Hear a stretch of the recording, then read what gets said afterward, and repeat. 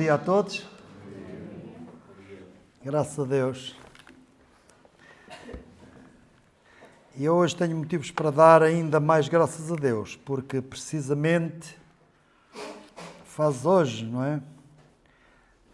50 anos. Era também assim um domingo, era um domingo, 20 de julho. Eu ouvi pela primeira vez, pregado assim da tribuna, a palavra de Deus. Foi uma alegria enorme. Quem estava a pregar era um homem muito simples mesmo, mas a mensagem é que é o importante, não é o conhecimento da língua, muito conhecimento da língua, e até mesmo muito conhecimento teológico, é, acima de tudo, a mensagem vir do céu, vir de Deus. E aquela mensagem e todas as outras que eu ouvi depois mudaram a minha vida. Mudaram a minha vida, graças a Deus por isso. Não podia esquecer, não é? Não podia, todos os anos me lembro, mas desta vez são 50. São 50 anos.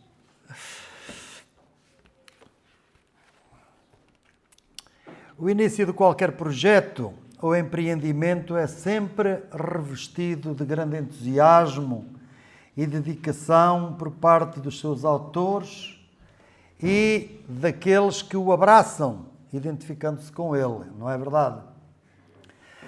Mas com o passar do tempo, o entusiasmo esmorece e o amor à causa arrefece. Todos nós já tivemos experiências deste género. Aderimos cheios de força e coragem, mas o nosso ritmo depois foi decrescendo e muitas vezes até desistimos de certas coisas, não é? Na vida espiritual também há este perigo. Não quero dizer que seja sempre, mas há este perigo. Ele está aí. Quando uma alma se converte, quer evangelizar toda a gente, desde a sua família e amigos até aos desconhecidos mais distantes. Mas o tempo passa e o amor pelas almas perdidas esmorece, o zelo pelas atividades da igreja diminui e até a oração e a leitura diária da Bíblia são afetadas. Vamos ver o caso de uma igreja que tinha muitas virtudes, mas sofria deste mal. Sabem qual era? Deixou o seu primeiro amor. Deixou o seu primeiro amor. O nosso povo diz que não há amor como primeiro. Sem dúvida que se baseia naquilo que o Senhor Jesus disse aqui no Apocalipse a João, não é? A João. As pessoas muitas vezes não sabem de onde vêm, enfim, os adágios e as frases, as sentenças que proferem, mas muitas delas mesmo, vêm da Palavra de Deus. Uma grande parte vem da Palavra de Deus. Para fazer um enquadramento do que vamos falar hoje, nós estamos no livro do Apocalipse e insere-se numa primeira secção que são as cartas às 7 igrejas da Ásia Menor e que foram mencionadas na leitura que foi feita no capítulo 1. E hoje, concretamente, vamos falar da carta à igreja em Éfeso. É a primeira das 7 cartas. Apocalipse 2, 1 a 7. 1 a 7. Então vamos ler aqui na Palavra de Deus. Capítulo 2. Escreve ao anjo da igreja que está em Éfeso. Isto diz aquele que tem na sua destra as 7 estrelas, que anda no meio dos 7 castiçais de ouro. Eu sei as tuas obras, e o teu trabalho, e a tua paciência, e que não podes sofrer os maus. E puseste à prova os que dizem ser apóstolos, e o não são. E tu os achaste mentirosos. E sofreste, e tens paciência, e trabalhaste pelo meu nome e não te cansaste. Tenho, porém, contra ti que deixaste o teu primeiro amor. Tenho, porém, contra ti que deixaste o teu primeiro amor. Lembra-te, pois, de onde caíste e arrepende-te e pratica as primeiras obras. Quando não, brevemente a ti virei e tirarei do seu lugar o teu castiçal, se não te arrependeres. Tens, porém, isto, que aborreces as obras dos nicolaítas, as quais eu também aborreço. Quem tem ouvidos, ouça o que o Espírito diz às igrejas. Ao que vencer, dar-lhe-ei a comer da árvore da vida, que está no meio do paraíso de Deus. Então, é esta a passagem para a nossa meditação. O que nós temos aqui é um livro grande com 22 capítulos e nós já ouvimos há bocado no capítulo 1 que foi mandado a João que escrevesse o quê? O que tinha visto e as coisas que eram, isto é, o presente que ele estava a ver agora e as coisas que depois destas hão de acontecerem. E como nós sabemos pelo livro todo do Apocalipse, é até ao fim do mundo. É até Deus estabelecer novos céus e nova terra onde habita a justiça. E ele disse para ele fazer 7 cópias deste livro, de todo este conteúdo. Digamos que no seu total, esta é a maior carta, a maior epístola que existe na Bíblia. Se bem que não é propriamente uma carta. As cartas são aquelas 7 assim pequeninas, 7 cartas pequeninas como esta de Éfeso. E depois o resto do conteúdo, digamos que é um apêndice, mas um apêndice muitíssimo importante. É um conteúdo que era preciso que aquelas igrejas recebessem, meditassem, pusessem em prática, guardassem, fossem eles o receptáculo e os guardadores daquela verdade. Com 7 cópias não seria difícil chegar até nós e chegou. Epístolas únicas que foram mandadas a uma só igreja também estão aqui. Então esta se foi policopiada, não é? Policopiada à mão.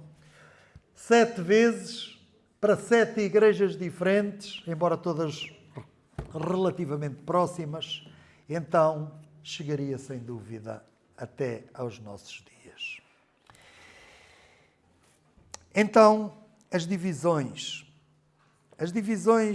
deste texto. Primeiro teremos a identificação da carta, Apocalipse 2:1. Depois temos o enaltecer das virtudes da igreja em Éfeso. As virtudes da igreja em Éfeso, aqui, portanto, enaltecidas pelo Senhor. Apocalipse 2, 2 e 3. Depois temos o grande pecado e como removê-lo. É apenas um, estão a ver? Mas é muito, muito grave. É importante falarmos dele. Está aqui para isso. E então, nós temos os versículos 4 e 5, que falam não só desse pecado, mas também como removê-lo. Em quarto lugar, temos um ponto positivo a favor da igreja. Além daquelas virtudes, ainda havia mais um ponto positivo. O Senhor não se esquece de nada, de nada. É o versículo 6. E por fim, uma advertência geral a todos. Àqueles que receberam as cartas, mas a todos os leitores de hoje. É o fim da passagem, o fim da carta 2:7. Portanto, vamos então começar o nosso esboço. Temos, em primeiro lugar, o destinatário. E que diz: ao anjo da igreja em Éfeso escreve, não é? Ao anjo da igreja que está em Éfeso escreve, ou escreve ao anjo. Então temos aqui em primeiro lugar um representante. É como se alguém mandasse uma carta e pusesse assim: ao cuidado de. Portanto, é ao cuidado do anjo da igreja. E nós há bocado ouvimos e lemos, estávamos com as nossas Bíblias abertas, e vimos o anjo da igreja, o que é uma daquelas estrelas. Uma daquelas estrelas é o anjo da igreja. E o Senhor está no meio, ou melhor, tem na sua mão as 7 estrelas, aquelas 7 estrelas que eram destas 7 igrejas. Cada estrela representava um anjo de uma daquelas igrejas. E tem os castiçais. Ele está no meio dos castiçais. Os castiçais representam também cada castiçal uma igreja. Ele está no meio. É o lugar do Senhor no meio. Então ele manda ao cuidado do anjo. Ele não está o anjo não é aqui incriminado.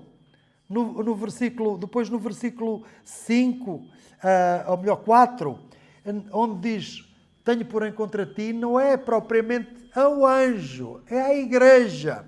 O anjo é apenas o representante, o anjo da igreja em Éfeso. Ainda há pouco, quando fizemos aqui o nosso estudo sobre a declaração de fé, nós tivemos a oportunidade de ver no artigo 20º acerca dos anjos, não é? Acerca dos anjos nós vimos que os anjos são ministros de Deus, que trabalham a favor daqueles que hão de herdar a salvação. E nós lemos na palavra de Deus que as crianças têm os seus anjos, não é? Não está explícito, mas há quem creia que cada pessoa tem um anjo que a protege. Muitas vezes atribuímos diretamente ao Senhor muitas coisas que acontecem aqui no mundo. Claro que, na maior parte das vezes, não é o Senhor a intervir diretamente. Ele usa anjos. Por um lado, é bom nós atribuirmos ao Senhor, porque é a Ele que é devida toda a glória. E isso protege-nos de nós, como alguns que não são piores do que nós, são da mesma massa, do mesmo barro que nós, mas começam a dar muita importância aos intermediários. Ai, o meu anjo da guarda, isto. E depois começam-lhe a fazer orações. E a certa altura, Deus, como que é tirado do seu lugar, ou é considerado tão lá, tão longe, tão transcendente, e é. Tão importante, e é. Tão excelso, tão todo-poderoso, e é. Que eu então contento-me em ficar aqui a louvar o intermediário. Isto é idolatria. Isto é idolatria, é falsa humildade. Eu dizer que Deus é todo poderoso, e como é que vai agora falar com um miserável como eu? É falsa modéstia. Ele, ainda que excelso, Ele é o todo poderoso, mas atenta para o humilde de coração.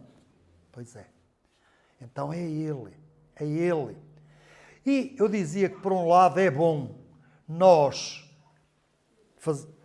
ignorarmos, entre aspas, que Deus usa anjos, para que não comecemos a dar lugar, importância, a dar-lhe tempo, a começarmos a falar com eles, com os anjos, com o intermediário, que é importante, damos graças a Deus por eles, mas devemos saber que Deus muitas vezes não age diretamente. Isso não tira em nada o poder, a eficácia do que é feito. Não. Deus não veio aqui diretamente destruir Sodoma e Gomorra, pois não.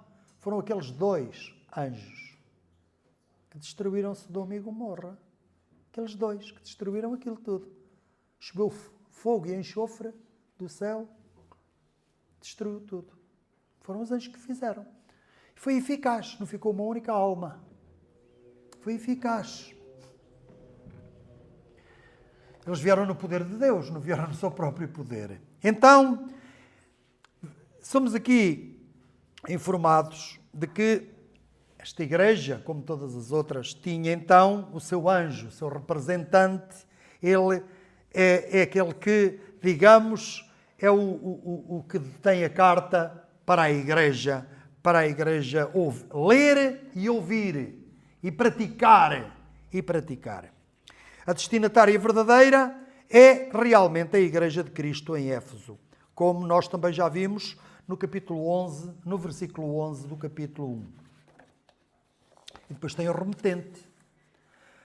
E aqui no remetente também temos um redator da carta, ou temos quem escreveu, o redator que é João, não é? No capítulo 1 já vimos também, nos versículos 4 e no versículo 19, foi-lhe dito escreve as coisas que viste, etc. Mas o autor, o verdadeiro autor, é o Senhor Jesus. É o Senhor Jesus, é Jesus Cristo, não é? Como também nós vemos no mesmo capítulo 1, no versículo 1 e nos versículos 5 a 8, onde temos ele na sua glória, como muito bem foi aqui também enfatizado pelo nosso irmão Daniel.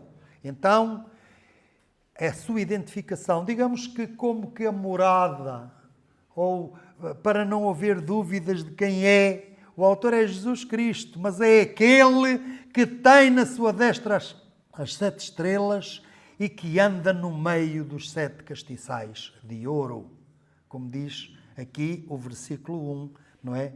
Que tem na sua destra as 7 estrelas e anda no meio dos 7 castiçais de ouro, e de que também já ouvimos falar nos versículos 12, 13, 16 e 20 do capítulo 1. Então, para nós, o que é que isto nos pode dizer? Que aplicação podemos fazer daquilo que vimos até aqui? Por vezes sentimos-nos como um pequeno barco no meio de um vastíssimo mar agitado, não é? Não há razão para nos sentirmos sós nem abandonados. Já viram quem nós temos? Temos o Senhor. Ele está no nosso meio. O lugar dele é no meio. O lugar dele é no meio. O que é que ele disse? Onde estiverem 2 ou 3 reunidos em meu nome, aí estou eu no meio deles. Não foi o que ele disse? Foi o que ele disse em Mateus 18. Pois é. Ele prometeu que estaria. E está mesmo. Ele não falha, ele é fiel. Ainda há bocado cantamos. Deus é fiel. Não falha. Às vezes somos poucos. Como na reunião de oração. Não é? Mesmo assim, somos mais do que 2 ou 3. E ele está presente. Não desanimemos. Mesmo se fossem só 2. 2 é o mínimo para haver reunião. 1 é que não. Com 1 não há reunião, não é? Senão eu estou sempre reunido. E tu também, cada um. Estamos sempre reunidos, mas é comigo mesmo, só eu e eu. Pois é. Então basta haver 2. Tenhamos coragem, tenhamos ânimo. O Senhor está connosco, Ele não nos deixa. Ele é aquele que está no meio, o lugar dele é no meio. Aí estou eu no meio deles, ele anda no meio dos 7 castiçais de ouro. Portanto, ele está no meio da igreja. No meio da igreja, a sua igreja. É o seu corpo, ele é a cabeça. Não é? Está só no meio como está acima também. Está acima, é a cabeça. Pois é. Passemos então à segunda parte, as virtudes da igreja em Éfeso.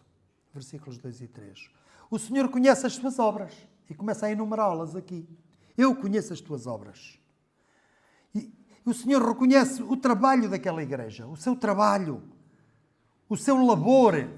A palavra aqui, trabalho é labor até à exaustão. Labor até à exaustão. Muito trabalho, muito trabalho. Era uma igreja que se empenhava bastante, que tinha atividade.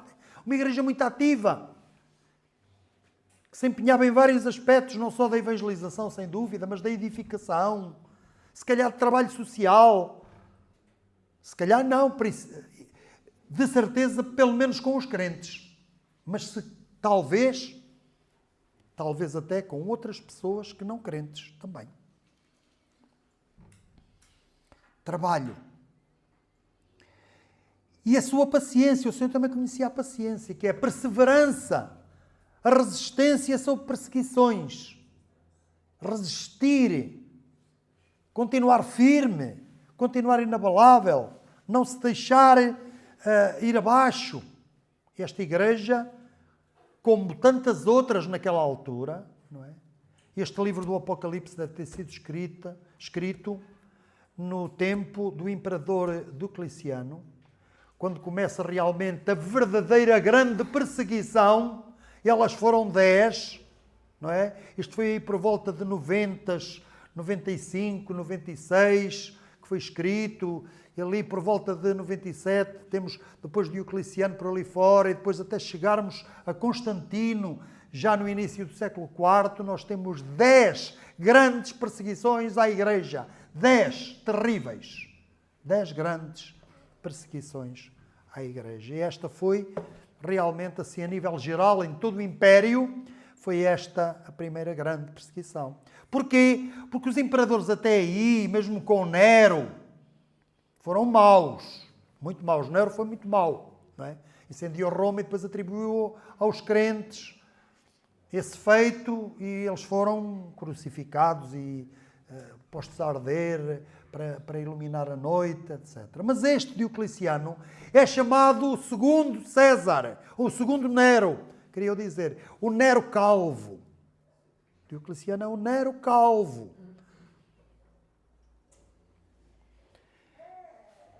Foi aí exatamente, no reinado de Diocleciano, que passou a ser levado a sério que o imperador é uma divindade, é um deus também. Até aí, mesmo Nero não obrigou ninguém a adorá-lo.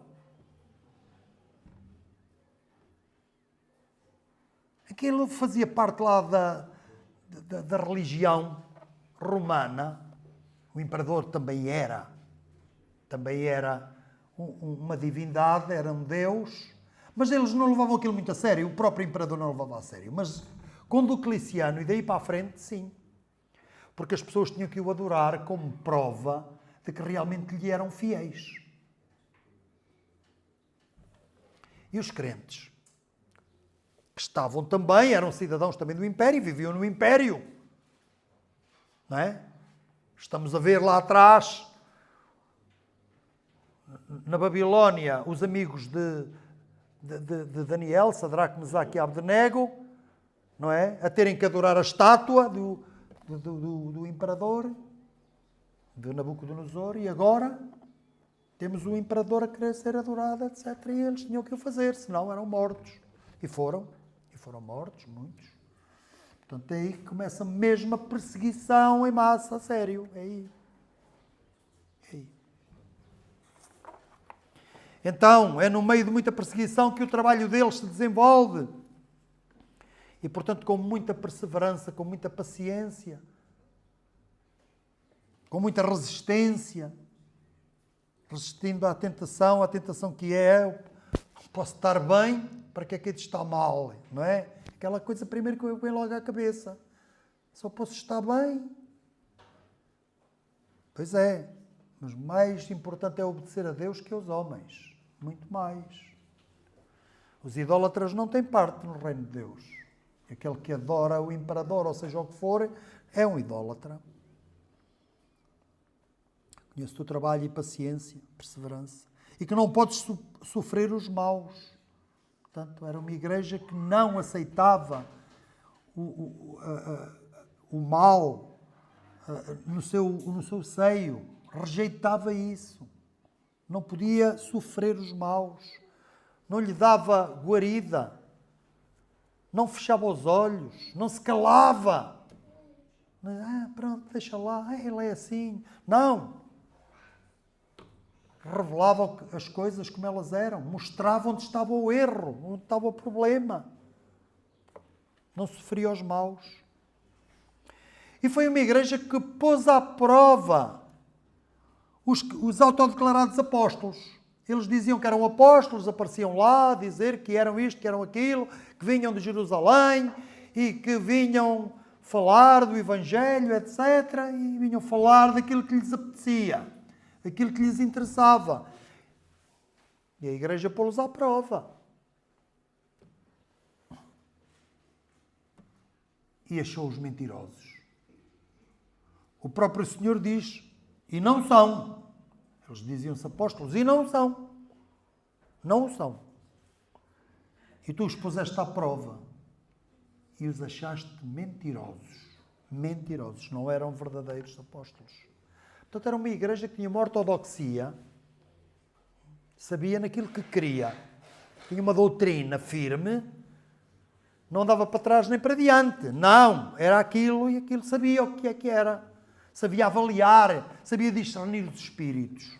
Discernir os espíritos. Estás a falar, este fala tão bem. Há pessoas que ouvem, este fala tão bem, e aceitam tudo. São pessoas que não sabem discernir os espíritos. Então aceitam a verdade, mas também aceitam o erro. Vem o erro com um bocadinho de verdade em volta, com um verniz por fora de verdade, mas lá dentro aquilo é tudo falso. E as pessoas aceitam porque não têm discernimento. Mas olha, ali havia discernimento. Pôs à prova aqueles que diziam ser apóstolos e o não eram, e achou-os mentirosos. Portanto, provou-se que a suspeita que a igreja tinha acerca deles era verdadeira. Eles realmente não eram verdadeiros apóstolos. Continuando.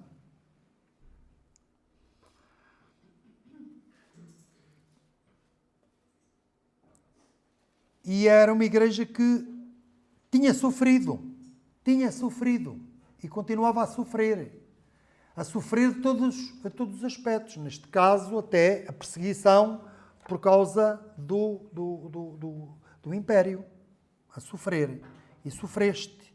E tens paciência. É uma palavra que se repete aqui. Eu fui ver realmente, é a mesma palavra no original, a mesma palavra que está ali em cima. A paciência ou perseverança é a mesma aqui. Realmente, eles sofriam com paciência. Sofriam com paciência. Tens paciência. Tens perseverança. E trabalhaste pelo meu nome, diz o Senhor. Trabalhou pelo nome do Senhor. Trabalhou. E não se cansou. Era um trabalho árduo, mas contínuo. Não desanimavam, continuavam a trabalhar. Continuavam a trabalhar. Isto mostra-nos uma coisa para nós. O Senhor tem um conhecimento minucioso. Que conhecimento Ele tem? Já viram? Nós às vezes já não nos lembramos de uma coisa que falámos ali atrás, ou uma coisa que lemos, vamos a ver, já não me lembro bem como é que li ali. Porque a nossa mente vai perdendo, não é, capacidades e nós vamos nos esquecendo. Vê a mente do Senhor, vê só. Ele sabe tudo, lembra-se de tudo, não esquece nada. Vê dos pormenores com que ele descreve a obra desta igreja. Nada lhe escapa, não se esquece de um único detalhe. O elogio do Senhor é verdadeiro. Não é uma estratégia para os prender ou ludibriar. Para que eles se sintam motivados, vamos então aqui elogiá-los. Não. Isto que o Senhor diz aqui é mesmo verdade. Eles trabalhavam. As obras deles eram manifestas. Eles eram corajosos. Eles eram pacientes. Eles sofriam, etc. Tudo isso. Isto é verdade. É uma avaliação justa e rigorosa. E é isto que nós também devemos fazer, meus amados irmãos. Por vezes, queremos agradar a uma pessoa e só vemos bem nela. E ela tem defeitos. E nós só vemos o bem. Outras vezes, ou com outras pessoas, ou com aquela pessoa, se a coisa realmente descambar, já só vemos o mal. Já só vemos o mal. Não é? Pois é, isto não pode ser assim.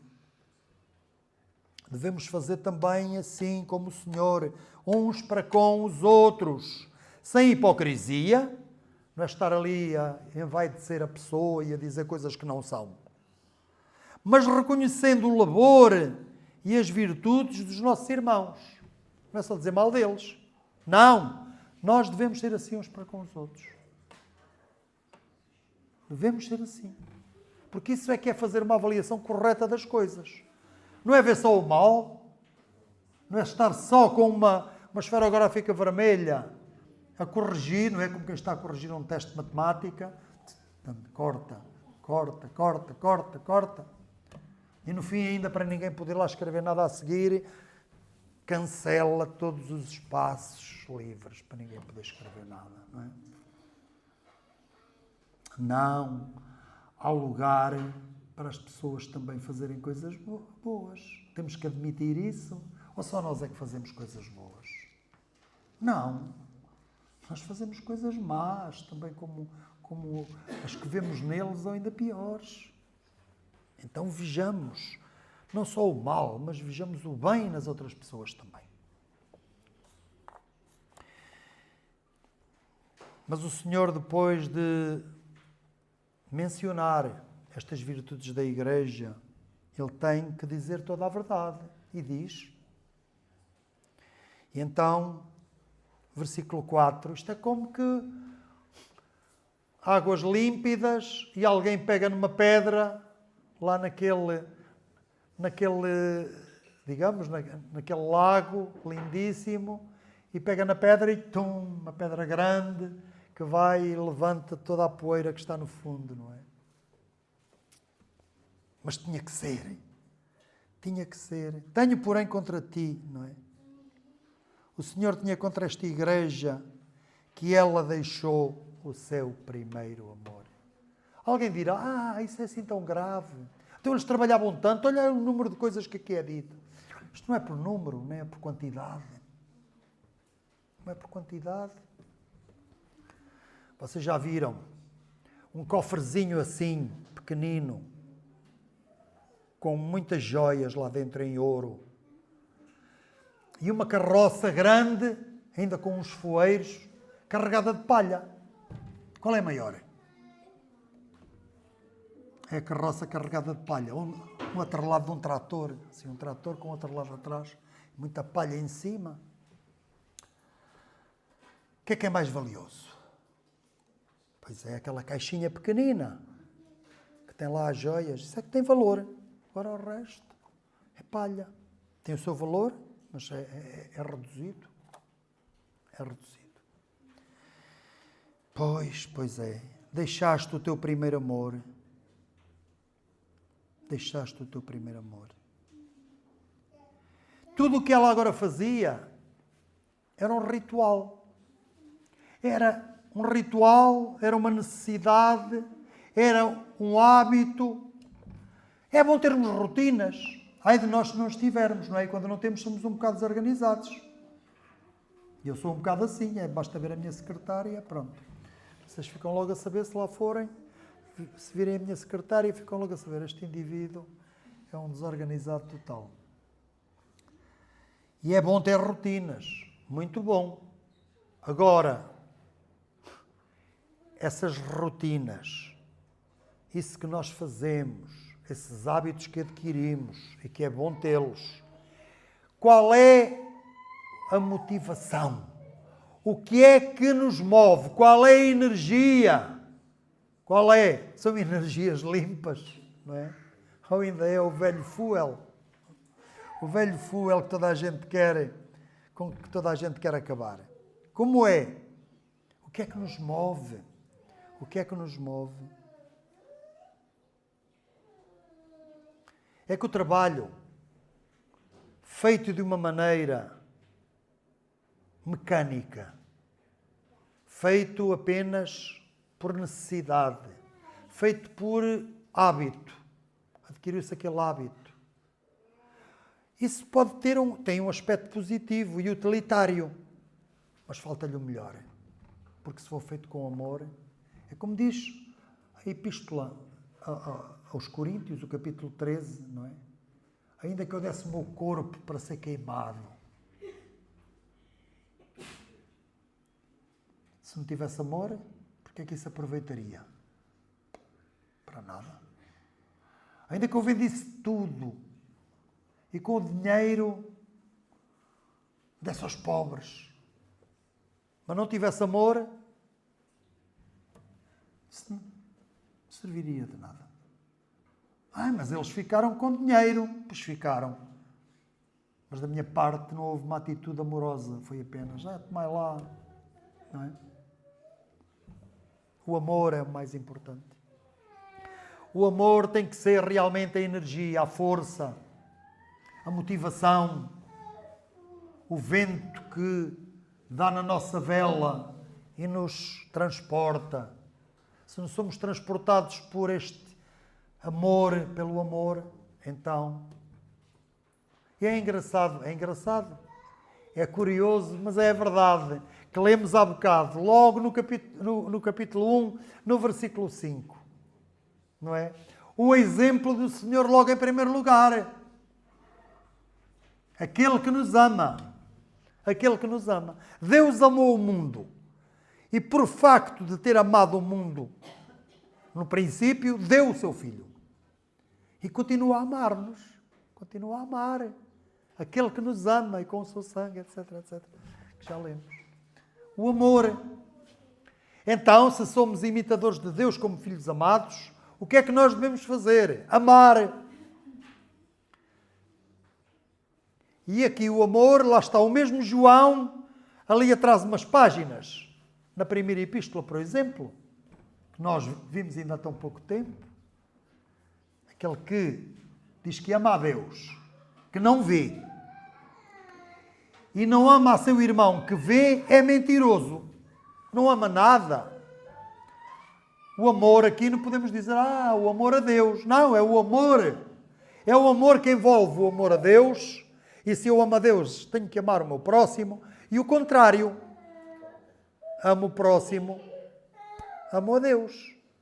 Estou a provar que amo a Deus. É o amor. É o amor. O amor de Cristo derramado nos nossos corações. Não é? O amor de Cristo derramado em nossos corações. O amor é importante. O amor é inegociável. O amor não pode ser dispensado, é indispensável. Não podemos descartar o amor. Ele tem que estar lá em tudo o que nós fazemos. Porque se não fazemos as coisas por amor, então vai haver um dia em que nós ficamos aborrecidos, em que nós dizemos, amassado outra vez isto. Então fazemos contrariados. Tem que ser por amor. Pois é. Mas o Senhor não para ali no versículo 4. Ele diz o que deve ser feito. O que é que deve ser feito para ultrapassar este obstáculo, este problema, este grande pecado? Isto que o Senhor tem contra a igreja. Primeiro, lembrar-se de onde caiu. Lembras-te lá atrás? Olha onde tu estavas. Estavas acolá. Lembras-te? Pois lembro. Aqueles dias, como era bom, maravilha e tal. Pois é. Porque se não nos lembrarmos de onde caímos, não vemos a distância a que estamos. Não vemos o tombo. O tombo foi grande ou foi pequeno? Se eu olhar lá para cima, de onde é que eu caí? Olha, caí de acolá. Será possível que eu tenha caído de acolá? Então não me parti todo. Pois, é preciso olhar para trás, para cima, ver de onde é que caímos. Para termos a ideia, a dimensão da queda. A dimensão da queda que tivemos. E depois, segundo, arrepender-se. O que é arrepender-se? É dizer, que mal que eu fiz. Não é provar o mal que se fez. É reprovar esse mal. Estar arrependido é desejar nunca o ter feito. Oxalá eu nunca tivesse feito isto. Oxalá eu nunca tivesse caído. Isto é que é o arrependimento. Eu quero voltar atrás. Eu quero voltar atrás. Eu quero ir para o ponto onde eu caí e fazer como se isto nunca tivesse acontecido. Porque isto não é bom, isto é mau, é pecado. Lembra-te de onde caíste, portanto, tinha que lembrar-se de onde caiu, arrepender-se e praticar as primeiras obras. Praticar as primeiras. Olha, fazer tudo aquilo, mas com amor. Fazer aquilo tudo, mas com amor. Não por mera religiosidade, por rotina, por hábito, por necessidade. É preciso que alguém faça, olha, faço. Não, fazer por amor. Voltar atrás e fazer as coisas novamente, mas agora com amor. Com amor. E se a igreja não se arrepender? E se a igreja não se arrepender? Se ela não se tivesse arrependido, o que é que ia acontecer? O Senhor ameaça.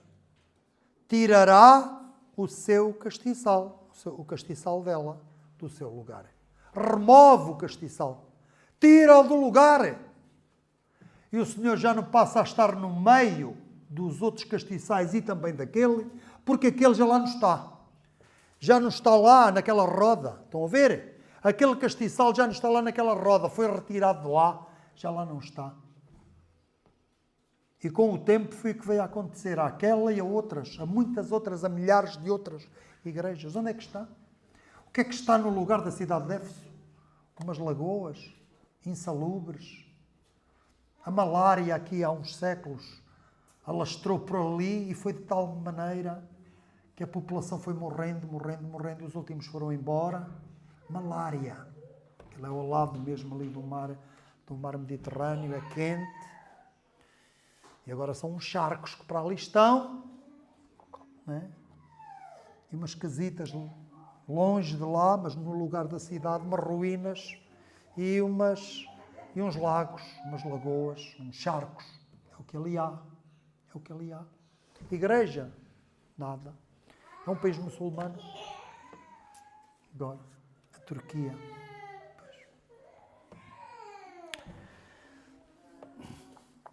Pois é. Virei a ti, brevemente virei a ti, tirarei o castiçal, o seu castiçal, caso não ela se arrependesse.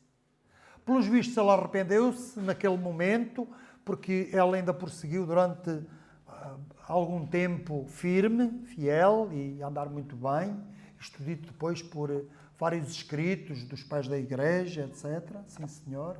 Mas depois, com o tempo, não é? Com o tempo acabou mesmo por desaparecer.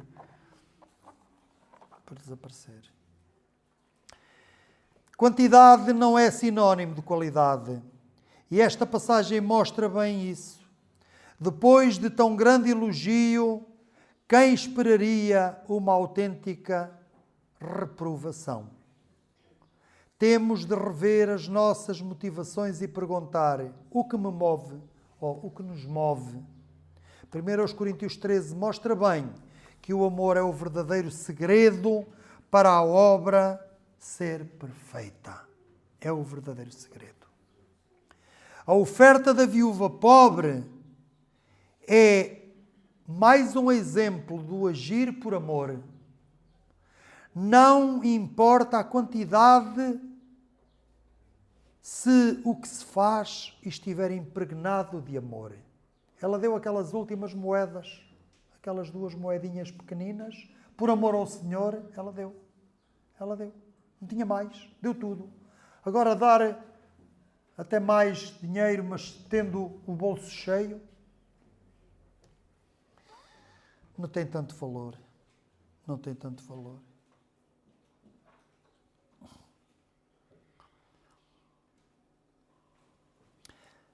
Trabalhar para o Senhor é fácil.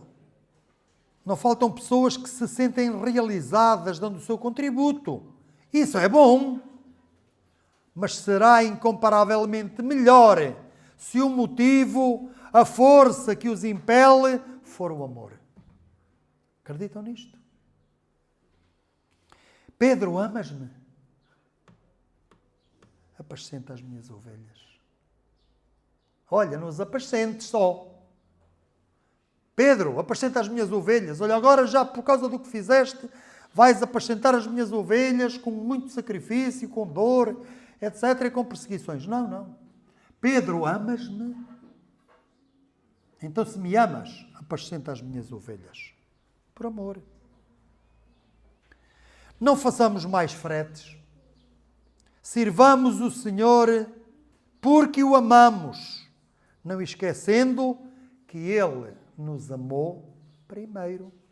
Não foi? Nós amamos o Senhor porque Ele nos amou primeiro. Ele amou-nos primeiro.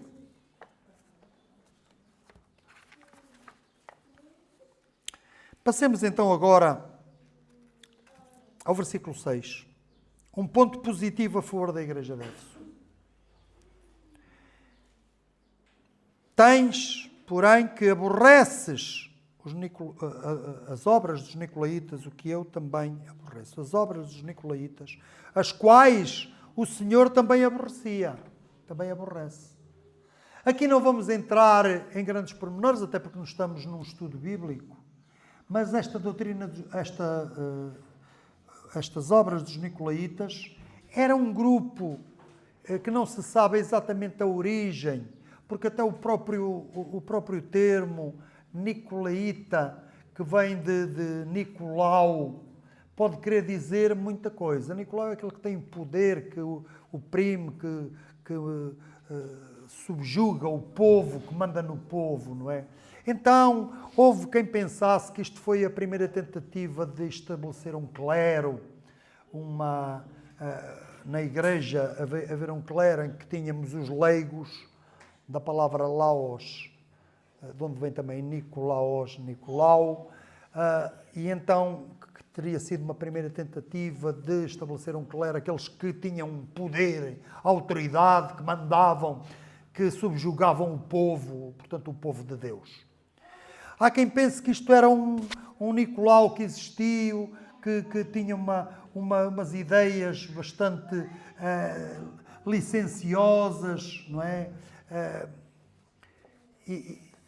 Pronto, era um grupo gnóstico, como os que nós já temos visto aqui, não como os de Colossos, porque em Colossos era um grupo que era mais ascético, isto é, obrigavam as pessoas a fazer isto, a fazer aquilo, não comas, não bebas, não toques, não manuseis, guarda o sábado, guarda isto, guarda aquilo, guarda a lua nova.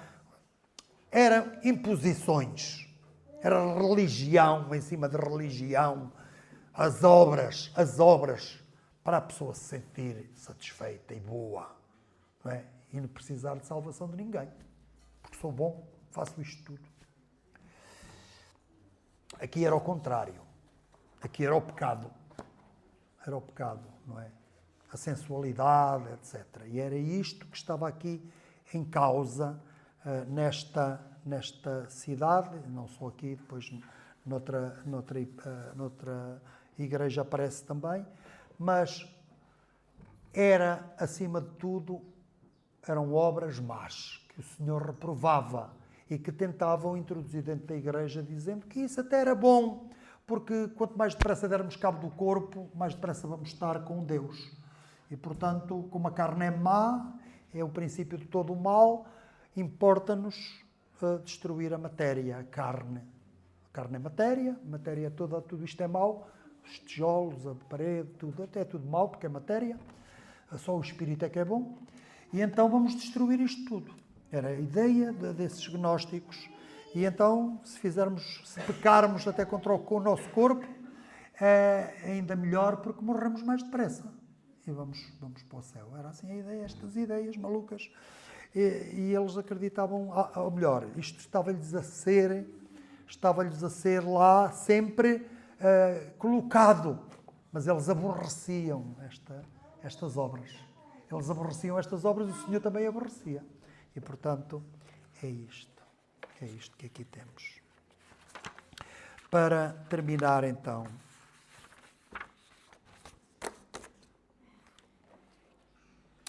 Deus não mistura as coisas como nós fazemos, muitas vezes, Se alguém errou de alguma forma, e esquecemos logo todas as suas virtudes e só vemos aquelas pequenas falhas, incomparavelmente pequenas quando comparadas com a nossa trave.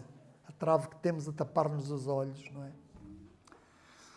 Não, o Senhor sabe reconhecer os nossos erros, como fez ali no versículo 4. Reconhecer os nossos pecados, mas também reconhece os pontos positivos a nosso favor e faz menção de ambos. O Senhor corta à direita, a sua justiça é assim. Apresenta os aspectos positivos, mas também os negativos onde nós temos que melhorar, que nós temos que abandonar.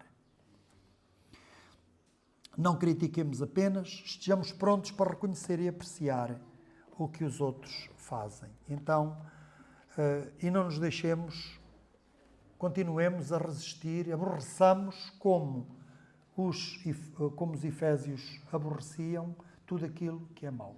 Tudo aquilo que é mau, tudo aquilo que é perverso, tudo aquilo que não é puro, que não é de boa fama.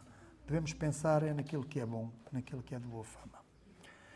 E por fim, temos a advertência geral aos leitores. Agora já é aos leitores, porque quem recebeu as cartas já cá não está.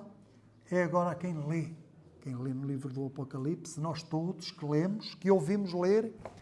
Quem tem ouvidos, ouça o que o Espírito diz às igrejas. Tens ouvidos para ouvir? Então não faças ouvidos de mercador. Não faças ouvidos de mercador. Ouve mesmo o que o Espírito diz. Ao que vencer, dar-lhe a comer da árvore da vida, que está no meio do paraíso de Deus. É isto que é dito.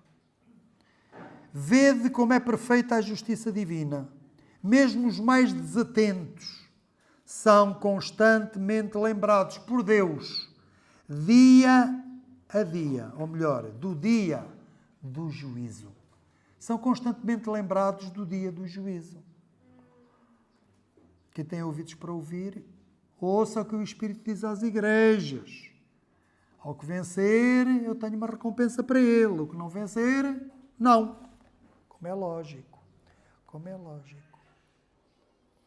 Haverá o castigo e a condenação para os que não deram ouvidos à mensagem do Evangelho. Aqui, como aqui é dito, aquilo que o Espírito diz às igrejas é o Evangelho. É o que é preciso saber. Mas para os que vencerem, e só em Cristo é que nós somos mais do que vencedores, então Deus tem reservadas delícias eternas. Deus tem reservadas delícias eternas. Que ninguém deixe de prestar muita atenção à voz do Espírito. O Espírito Santo continua a dizer tudo aquilo que é preciso para o bem das nossas almas. Continua a dizer-nos. Hoje pode ser o teu último dia. Esta pode ser a tua última oportunidade. Por isso, ouve. Dá ouvidos. Quem tem ouvidos para ouvir, então, ouça o que o Espírito diz às igrejas. O Senhor Jesus foi aquele que vimos há bocado no capítulo 1. Ele amou e ama de tal maneira cada um de nós que se deu a si mesmo. Ele continua a amar, continua de braços abertos para receber. Ele diz, eu morri por ti. Não precisas de fazer grandes coisas, só precisas de crer em mim, de aceitar a dádiva, aceitar o que eu te estou a oferecer, que é a salvação. Tens uma pesada sentença sobre a tua cabeça. Faz mal. Eu assumi a responsabilidade pelos teus erros. Não há juiz que te possa condenar se eu te substituí. Agora, se eu não te substituí a ti, substituí quem quiser. Eu substituí toda a gente e ninguém. Porque é preciso a pessoa dizer, quero. Ninguém vai ser salvo se não quiser. Eu não quero salvação nenhuma tua. Ah, bem. Então eu não morri por ti. Só morreu por aqueles que querem. E que portanto, creem que Ele morreu por eles.